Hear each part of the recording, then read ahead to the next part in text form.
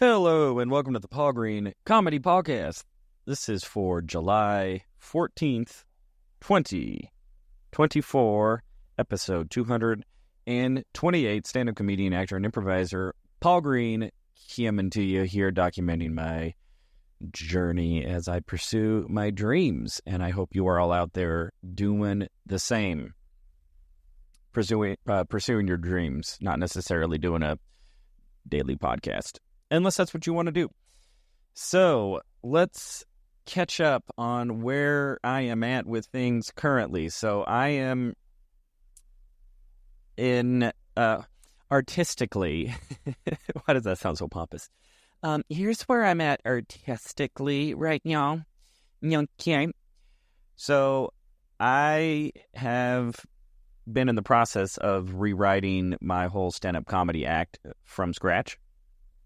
And the last 3-4 months, I've written about it end to end, probably about 15 to maybe 20 minutes of new stand-up material that is all doing very well.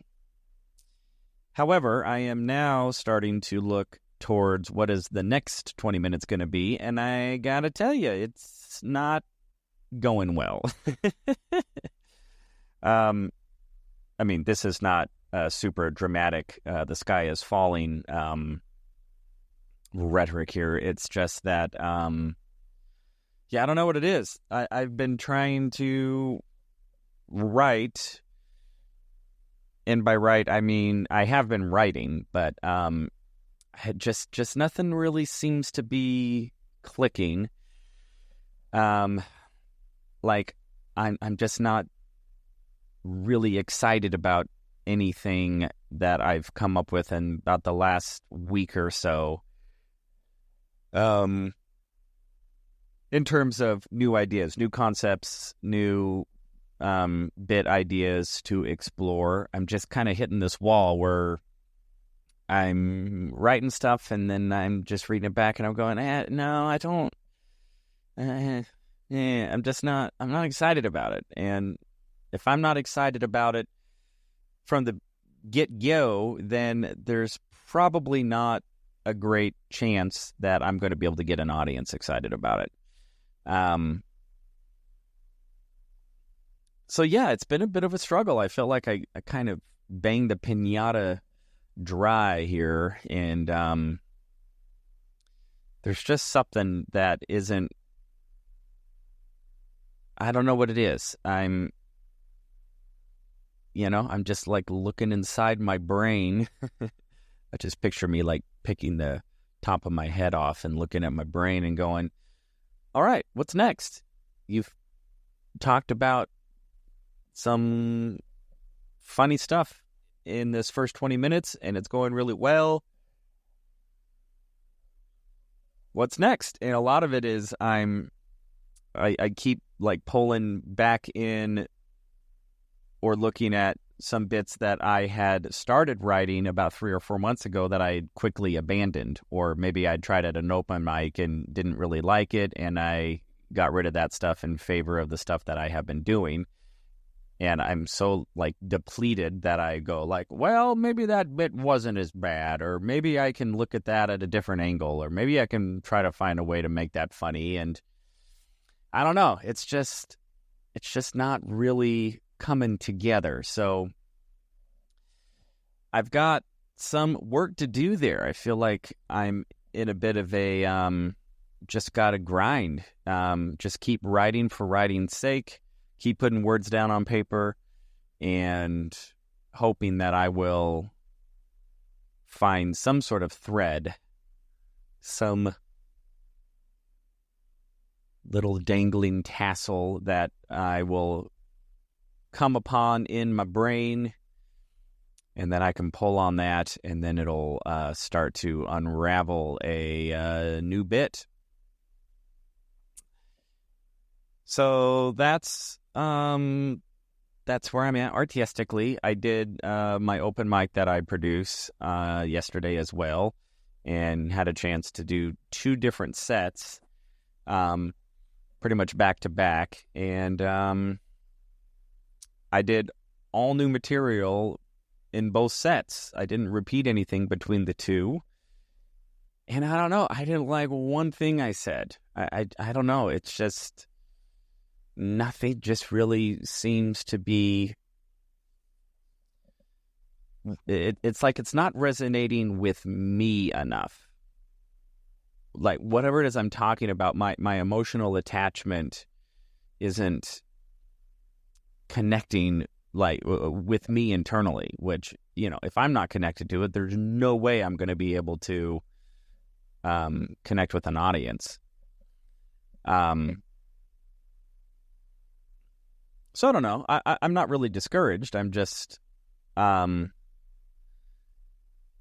a point to where I'm going, all right, I've obviously got a lot of work ahead of me to try to find some sort of new well of opinions or emotional attachment, something that I haven't already explored.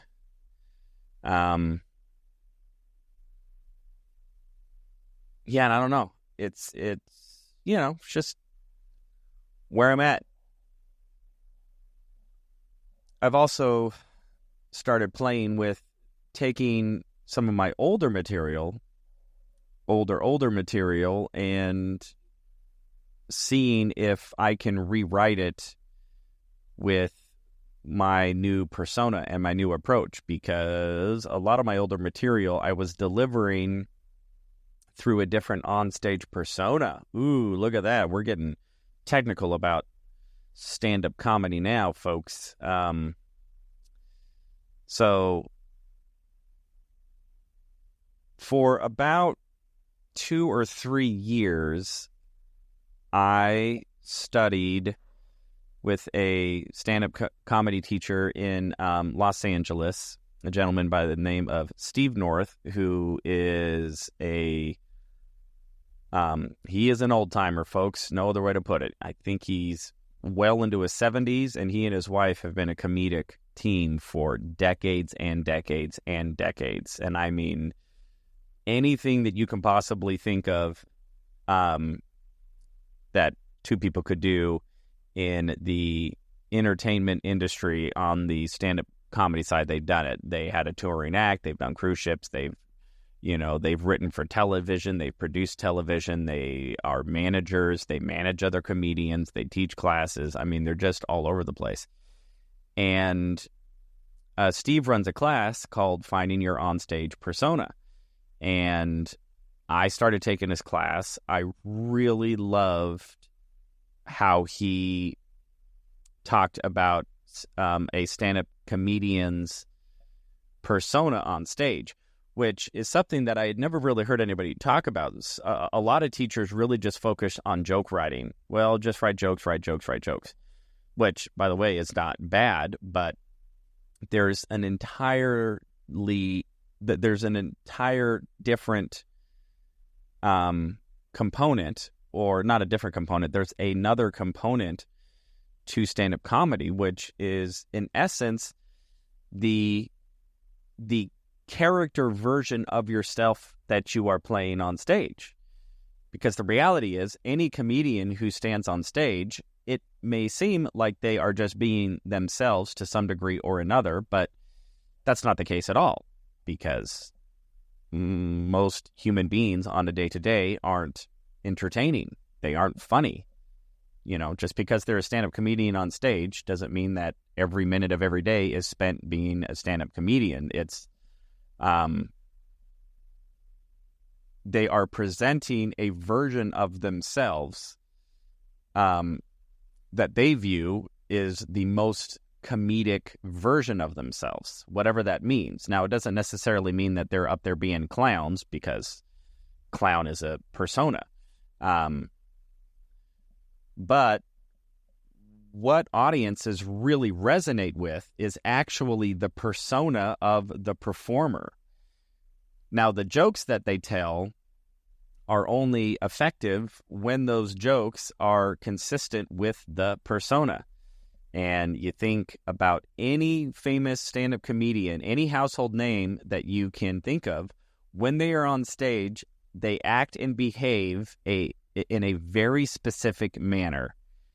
and very consistently with almost no stray from that persona.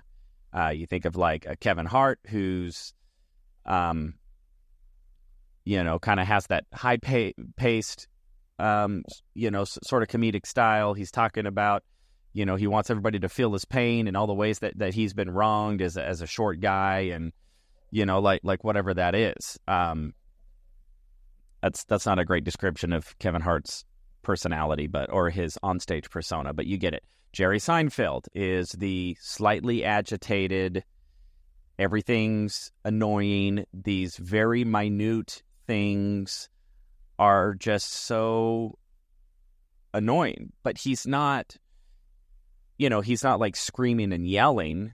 That's a different persona. He's just observing the world around him and how annoyed he is by everything. Have you seen airline faucets? What is the deal? Right? You look at like a Bill Burr, who's a absolutely angry Boston guy. Everything is setting him off the handle, and that's his persona. Anyway, you can do that with any stand-up comedian. Take Tig Notaro, deadpan and cerebral. Demetri Martin, also deadpan and cerebral. Stephen Wright, very deadpan and one-liners and his one-liners are looking at the world and pointing out elements of the world that have been right in front of us that we miss all the time. Midge Hedberg, kind of a stoner persona, also one-liners. Amy Schumer, like trashy, right? Kind of doing the trashy woman. Roseanne Barr, Middle Eastern, obnoxious. Not Middle Eastern. that is not Roseanne Barr's persona. Midwestern. Thank you very much. Kind of like Middle America. Trailer trash woman. Eliza Schlesinger, philosopher, brilliant, stunning philosopher, wise on-stage persona. So all of these performers have this very clear persona. So in this class with Steve North, I started to develop a persona, which was ultimately a persona where I was playing dumb in my own life. And I'm reporting back to the audience how I thought I was, or I was shown to the audience and complaining that I wasn't getting the results I was expecting, and I don't know why. However, what I was, the card I was kind of revealing to the audience was that I'm too dumb to see how my behavior clearly wouldn't produce the result I was wanting. However, I was playing dumb to that reality in my own act. Like my persona was pretending I didn't know that what I was doing was the absolute wrong thing to be doing. I'll give you an example. One of my old jokes was how I'm a hopeless romantic, but it never seemed to work. I would do all these romantic things, but I was still single. Like this one time, I sent flowers to a girl at her office. What made it even more romantic is she never even told me where she worked. Right? So my persona was playing dumb as though I don't actually know that sending flowers to a girl when she never told me where she worked is actually incredibly invasive and creepy and would make almost any woman uncomfortable.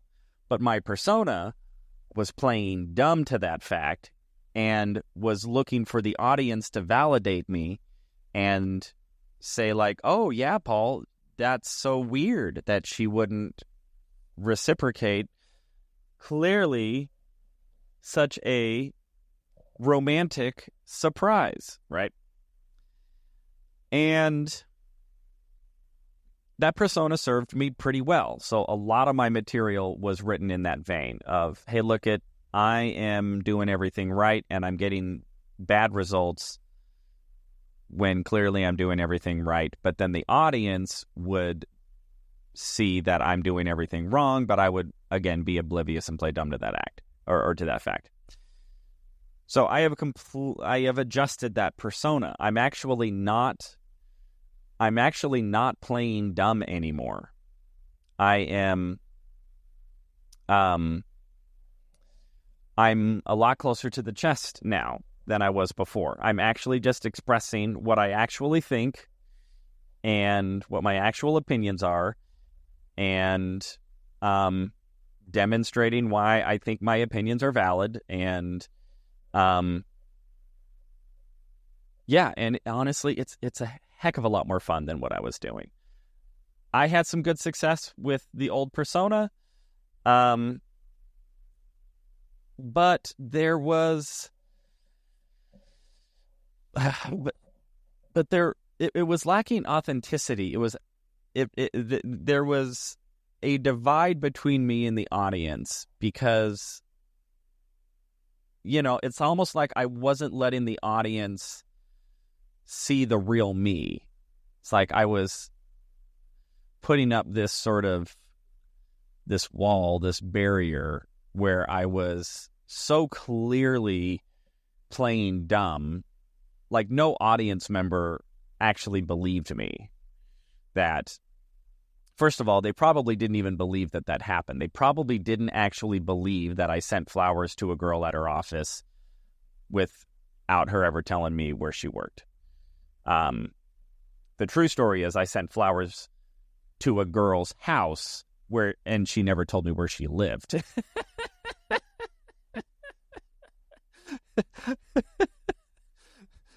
Which, by the way, is an absolute true story. The part of the story that I'm not telling everybody is that she and I had been dating. I say dating. We were. How do I word this? So we met at this party, and then we started like texting each other, and it was very clear that we liked each other. And the game that we started playing with each other was upping the ante of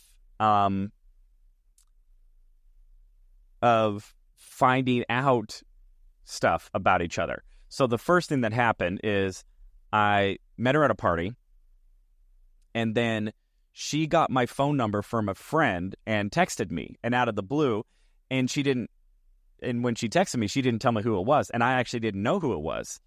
So all of a sudden, I'm just sort of texting the stranger, and she was having fun, sort of having the upper hand.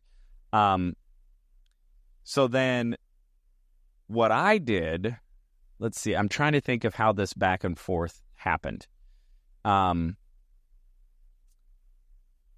think I took her number and I like pasted her number into Facebook, and it pulled up like a hairdressing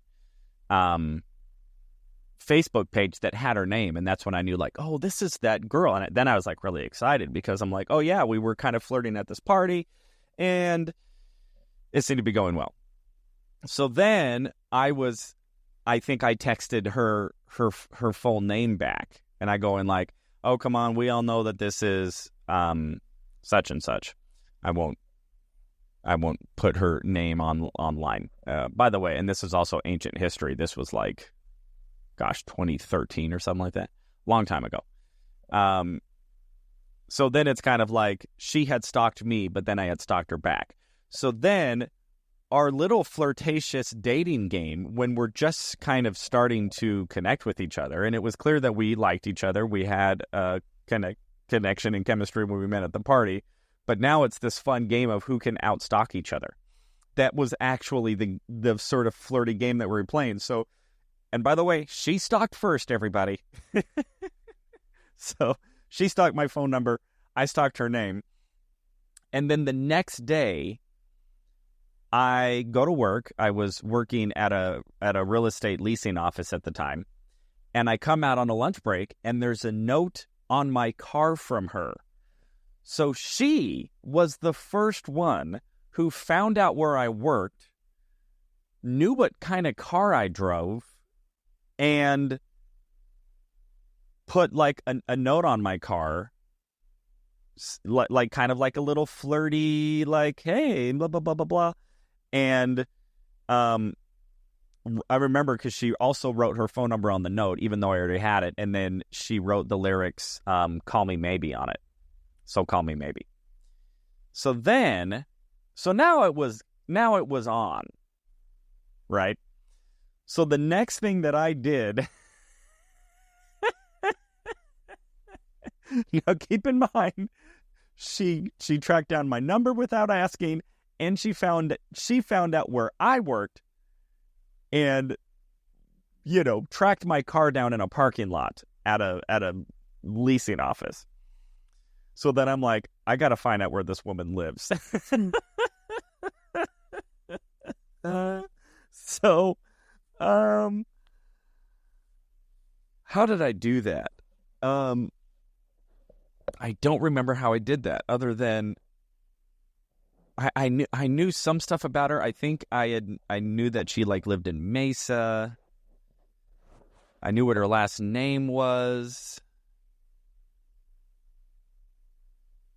And I knew enough details that I was able to I found out where she lived, and found her address, and then I sent her flowers.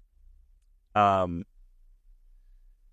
I sent her flowers. If I remember right, I was actually going to be out of town, and so I wanted to time the flowers arriving at her house at a time like when I knew I was going to be out of town, so I could have plausible deniability or something like that.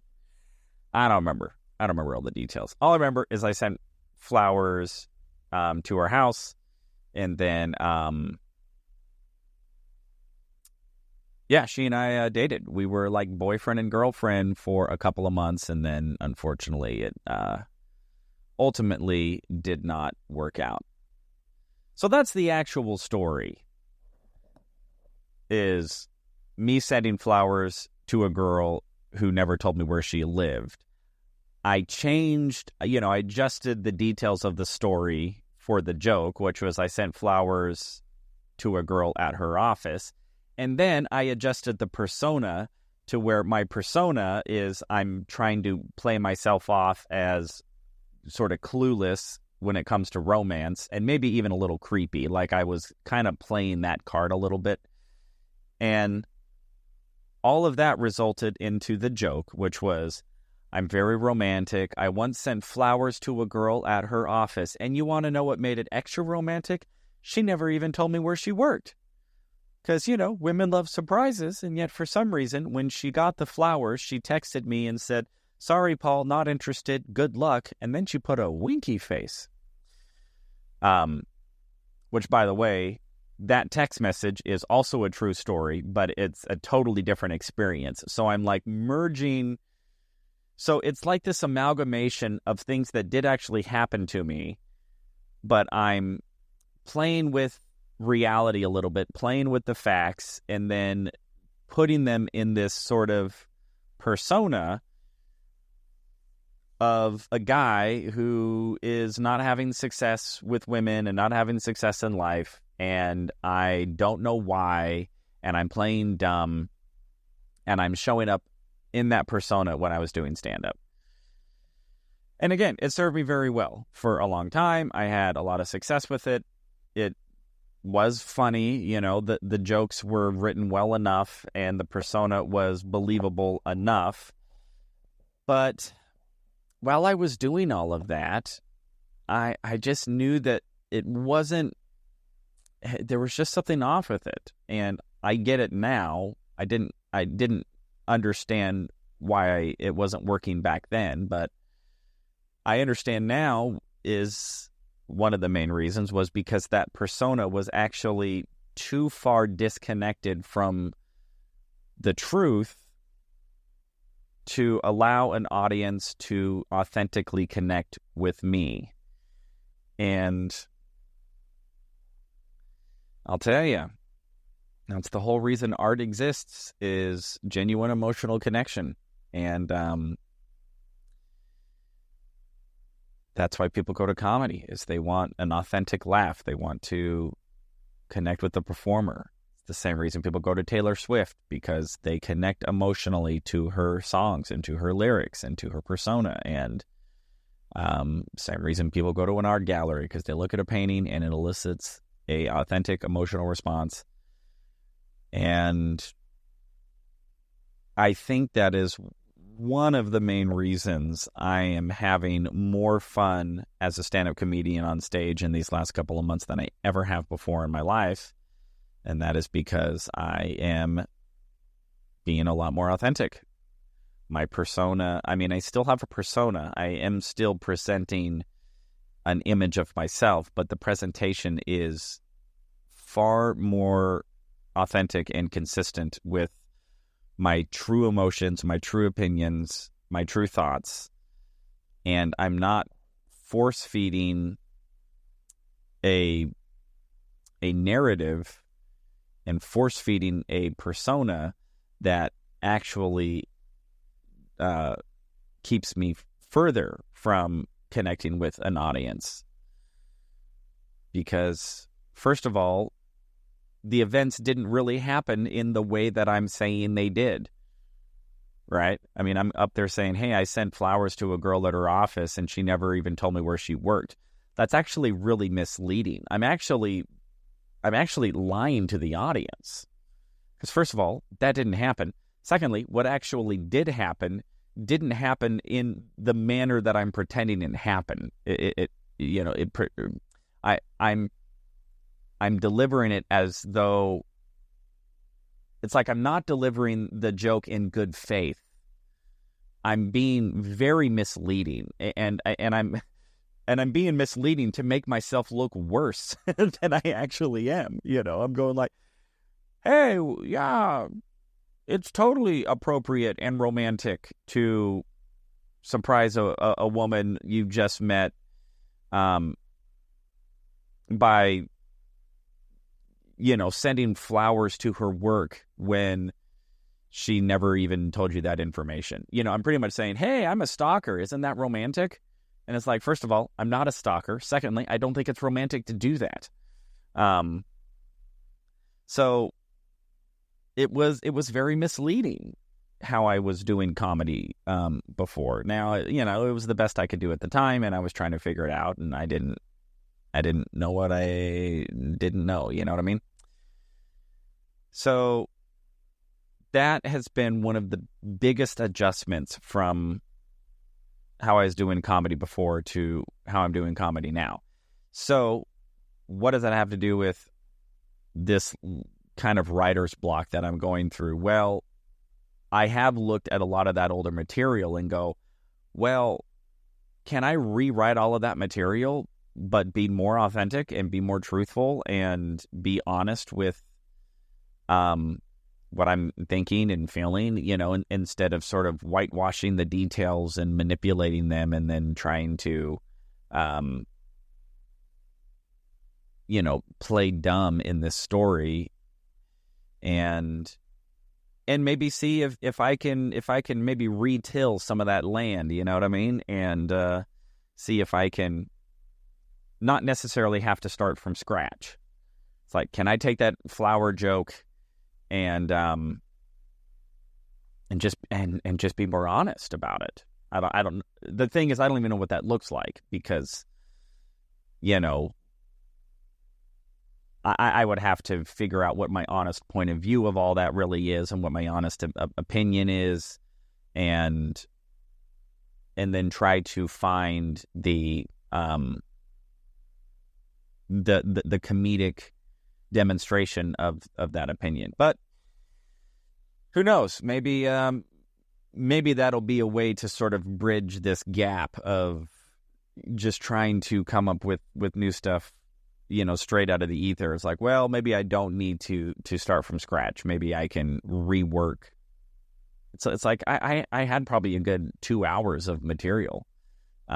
Maybe closer to 90. I did a 2-hour show actually last year. When was that? That was probably April or May of last year. Yeah, I did 2 hours straight stand-up comedy. Now, I did a lot of crowd work. I think I talked to 2 or 3 audience members and improvised songs about them. So I'm not out here saying that I did 2 hours of material, but I also did tons of material, and I was digging deep. I was pulling out jokes that I had done or hadn't done for, 10 years, 9-10 years. But anyway, that is what I am up to now. I have also been going through the 48 Laws of Success and talking about how I pretty much don't like any of the laws, and I don't think that they are probably good or effective ways to actually create a happy and successful life. In my point of view, anyway, I have found a lot of the laws of success to be somewhat short-sighted, and that at best may bring some temporary success, but I don't view them as a way to maybe create a fulfilling, successful life or successful, long-lasting relationships, professionally, romantic, or familial. So instead, I have been talking about the laws and then creating a rebuttal for them. So today's law is, let me see if I can remember, keep people dependent on you.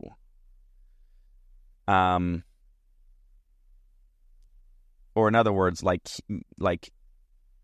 don't let people learn how to live without you, I think is also sort of the subtext of that. Like, make yourself so needed that people couldn't possibly fire you. Or, of course, all the examples the book gives is how these people would, serve like a king or whatever, and they were invaluable, and they'd go win a bunch of wars, but then they would want all this prestige and wealth and money, so then the king would just kill them and then go hire a young, cheaper person to come in and fill their shoes. So anyway, that is the law of power, to make yourself or to maintain other people's dependence on you so that some king doesn't end up murdering you once you have ran out of your usefulness to those who are in power, which is kind of weird because that doesn't actually seem like you have the power. That seems like the king above you has the power just to determine when you are expendable. So I don't know. Good luck with that. Geez, how do I even approach this? To always try to make yourself useful. I don't know. That just sounds exhausting to me. I'm a big believer in showing up as best you can to provide value where you can, and where you can no longer provide value, then to move on to where you can provide value, instead of trying to, I don't know, artificially manipulate whoever you is hiring you or working with you or whatever manipulating them to believing that you're still useful when you're not. I don't know. I would just much rather be like, hey, I don't think that I'm adding much value anymore. I think it's time that I go find somewhere else where I'm useful. Or, I've been laid off before. I've had clients no longer need me. It's happened recently where they're like, yeah, I can't afford you anymore. It's like, all right. What if I'm not of value, then why would I want to stick around anyway and like try to lie my way into making people believe that they still need me when they don't? I don't know. I don't know, guys. I would just rather be like, hey, this is what I have to offer, and this is what I feel I should get paid for it, or what are you willing to pay for it? And then if we have a meeting of the minds, then we do stuff together until we no longer have a meeting of the minds. I just don't believe in, having to like try to convince somebody that they should keep you around if they don't want you around anymore. I just like, okay, well, I'll go where I'm needed and wanted. I'm not going to stick around where I'm not valued, needed, and or wanted. But I don't know. That's just me, guys. You got to do you. You got to do what you want to do. And I'll tell you, if you want to stick around with the job and so you make sure that nobody above you knows too much so that you're always have value there. I mean, I totally get that. I'm not actually faulting that behavior. I'm just saying that for me, I'd rather always be in a position to where what I have to offer is valued and needed, and I can offer that. And then if that ever changes, then I would like to have enough confidence in myself to go, oh, well, that place doesn't need me anymore, so I'm going to go to a place where they do need me. It's kind of like dating, It's like, oh, if you're not feeling this anymore, no hard feelings. Why waste your time? I'll move on. You move on to a situation that is more in alignment and where we feel needed and loved and appreciated, and we're not having to try to trick each other or manipulate each other into thinking that we're dependent on the other person so they don't leave. I don't know. That's just me, everybody. So I would say add value where you can. If you can't add value, then go obtain skills to where you are valuable and then get compensated fairly in whatever environment appreciates what you can offer. All right, everybody. That is all my pontificating for today. So this is the Paul Green Comedy Podcast for July 14th, 2024, episode 228. I love you all so much. I hope your dreams are coming true. You're out there pursuing them, finding happiness, joy, and fulfillment along the way. I love you all so much. I will talk to you tomorrow.